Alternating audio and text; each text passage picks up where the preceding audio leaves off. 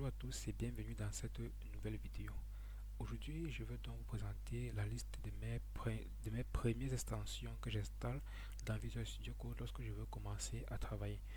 Lorsque vous installez Visual Studio Code dans votre machine, vous avez donc cette interface-ci.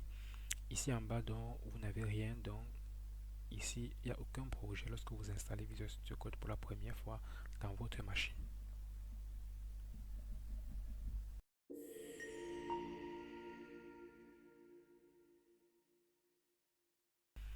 Bon, on ferme donc la page et on revient maintenant sur cette interface. On va donc aller ici sur extension. Une fois sur extension, en cliquant sur extension ici, on aura donc la sidebar qui va donc s'ouvrir avec les différentes extensions contenues dans Visual Studio Code. La première extension qu'on va installer, ça s'appelle en fait Pretier. Donc, on va donc saisir Pretier dans la barre de recherche et on aura ici plusieurs extensions qui sont présentes dans la liste des extensions. Donc, je vous conseille donc d'installer ici l'extension Pretier, celle qui est donc vérifiée. C'est très important. Donc, le reste ne sert à rien. Bon, Pretier en fait c'est un formateur de code qui organise le code JavaScript dans un format facile à lire. Donc, lorsque vous avez l'extension Pretier installée, le code de JavaScript est automatiquement formaté afin que l'utilisateur ou alors celui qui est en train de développer puisse lire facilement le code sans problème.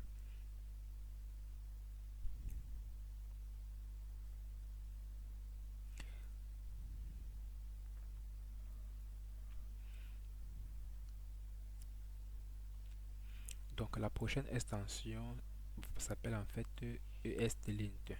Donc on va écrire ESLint. Bon, excusez-moi ici, c'est ESLint, autant pour moi. Ok.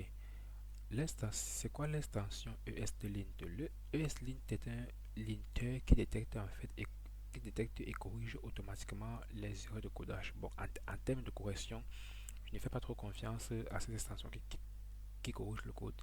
Mais l'avantage ici, c'est que cette extension-ci me permet en fait de pouvoir détecter les erreurs dans mon code, surtout dans le code JavaScript. Parce que la plus grande difficulté, c'est lorsque tu travailles et que le code ne fonctionne pas comme tu veux. Donc, il y a un problème, mais que l'erreur ne s'affiche pas. Donc, avec cette extension installée, tu as donc la possibilité de pouvoir détecter automatiquement les erreurs et de pouvoir corriger le bug facilement. Donc, on va donc installer l'extension et l'extension est bel et bien installée.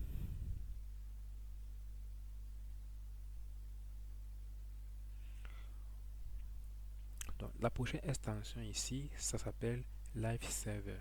C'est quoi l'extension Lifesaver? Bon, moi je parie que tous les développeurs utilisent cette extension-ci.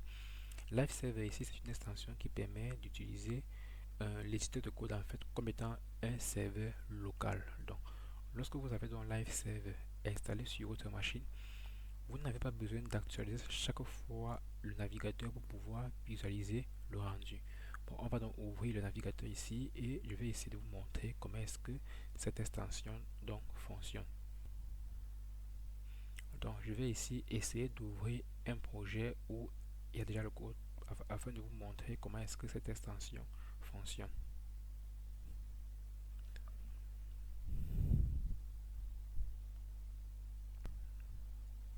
Donc ici on va donc choisir n'importe quel projet et une fois ici je vais donc essayer d'ouvrir donc ce projet-ci en utilisant Lifesaver. Donc j'ai donc cliqué sur Lifesaver. Bon, j'ai ici le projet qui s'est ouvert dans notre navigateur. Ok, lorsque vous voyez ici, j'ai donc tous mes différents éléments qui affichent normalement. Si j'essaie par exemple de modifier quelque chose dans mon code, vous allez voir que le résultat va s'afficher automatiquement dans mon navigateur sans que je n'ai besoin d'actualiser la page du navigateur. Donc on va essayer de supprimer par exemple ce titre de téléphone.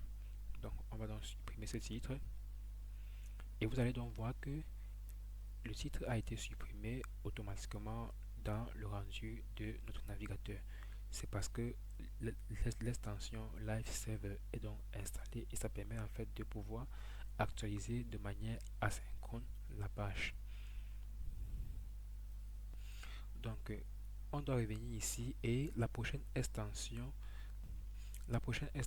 s'appelle donc Better Comment. C'est quoi l'extension Better Comment? Donc, Better Comment, c'est en fait une extension qui améliore la lisibilité des commentaires dans le code en ajoutant par exemple des différentes annotations, des différentes couleurs dans le code. Donc, ok, j'y suis. Voici donc l'extension Better Comment. Vous voyez par exemple en bas, euh, dans l'exemple, vous avez, bon, dans l'exemple en bas, là, vous allez voir que les commentaires ont plusieurs couleurs. Donc, vous voyez ici, les commentaires ont plusieurs couleurs. Alors que généralement, lorsqu'on fait un commentaire dans l'éditeur de code, ça a une seule couleur qui est la couleur verte. Ici, vous voyez la couleur rouge et la couleur orange. Donc, en mettant par exemple un point de suspension là, un point d'exclamation autant pour moi, on a la possibilité de pouvoir modifier la couleur d'un commentaire. Pareillement, en mettant un point d'interrogation, on a donc la possibilité de pouvoir modifier la couleur d'un commentaire. C'est donc ça l'avantage de Better Command. La prochaine extension que nous allons donc installer ici, ça s'appelle donc AutoRename Tech. C'est en fait une extension qui permet donc de pouvoir renommer de manière rapide les tags, les balises HTML. Si par exemple nous voulons changer le nom d'une balise, on va automatiquement commencer par la balise ouvrante.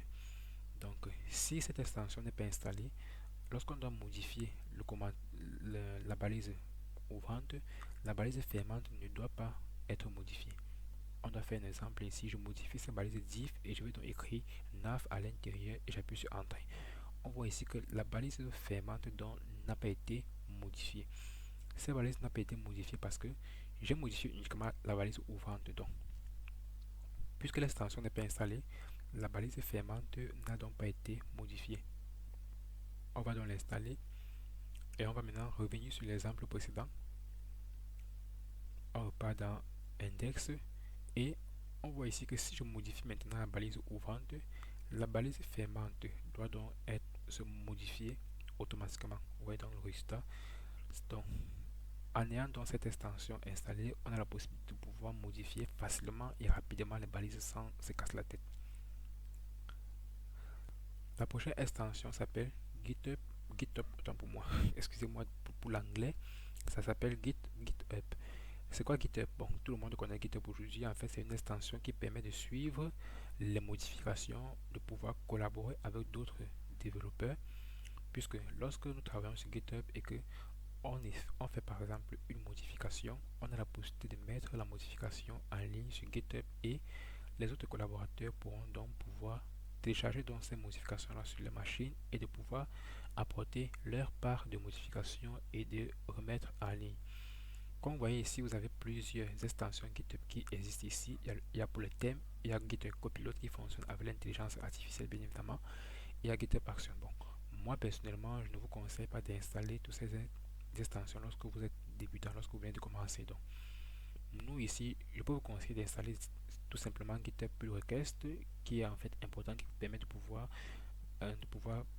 mettre votre code sur GitHub facilement et rapidement. La prochaine extension s'appelle donc ici Color Highlight. Bon, c'est pas en anglais, Color Highlight. C'est quoi l'extension Color Highlight? Donc, c'est une extension qui permet de visualiser les couleurs directement dans l'éditeur de code. Bon, c'est un peu une extension foufou. Moi, je ne vous conseille pas de l'installer parce que, bon, quand vous avez, puisque ça dépend aussi de votre vue, en fait, de la visibilité. Parce que personnellement, pour moi, lorsque l'éditeur de code est trop coloré, ça me dérange facilement. Donc, ça dérange un peu au niveau de la vue. Donc, ça, c'est aussi une extension que j'ai montré comme ça pour celui qui est intéressé peut donc l'installer, il n'y a pas de souci. Donc ça permet toujours aussi de colorer les balises différemment, ainsi de suite. Donc vous pouvez l'installer, il n'y a pas de souci. Donc ça dépend de tout un chacun. Bon, c'était tout pour cette vidéo et n'hésitez pas à mettre en commentaire les différentes extensions que vous connaissez et qui pourront donc améliorer la productivité pour un débutant. Je précise bien les extensions pour les débutants parce qu'il y a tellement d'extensions que moi personnellement j'utilise que je n'ai pas parlé dans cette vidéo. On se dit à la prochaine vidéo.